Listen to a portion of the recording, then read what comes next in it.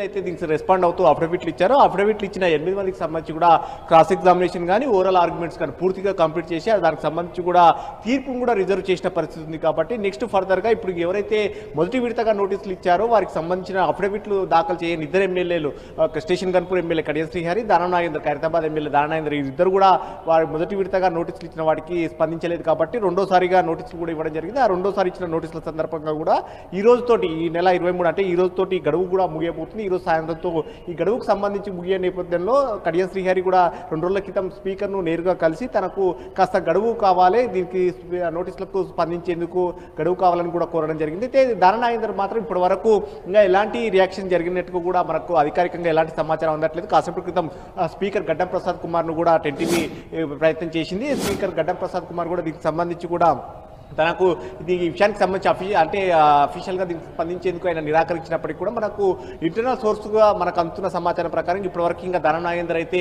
స్పీకర్కి ఎలాంటి దానికి సంబంధించి రెస్పాండ్ కావడానికి అయితే ఇప్పటివరకు ఇంకా ఎలాంటి గడువు అయితే కోరినట్లు కూడా ఇప్పటివరకు అయితే సమాచారం మనకు అందుతున్న సమాచారం ప్రకారంగా అయితే తెలుస్తుంది. అయితే దీనికి సంబంధించి దానం మాత్రం 2 రోజుల క్రితం కూడా ఢిల్లీకి వెళ్ళడం జరిగింది. ఢిల్లీలో పార్టీ అధిష్టానం పెద్దలంతా కూడా కలిసి దీనికి సంబంధించి స్పీకర్ రెండోసారి కూడా నోటీసులు ఇచ్చారు కాబట్టి ఏ విధంగా రియాక్ట్ కావాలనే దానికి సంబంధించి కూడా అధిష్టాన పెద్దలు కలిసి వచ్చిన తర్వాత నేరుగా శాసనసభ వ్యవహారాల శాఖ మంత్రి శ్రీధర్ బాబుతో కూడా భేటీ కావడం జరిగింది. ఆ భేటీ సందర్భంగా శాసనసభ వ్యవహారాలకు సంబంధించిన సెక్రటరీ కూడా భేటీలో పార్టిసిపేట్ చేయడం జరిగింది. స్పీకర్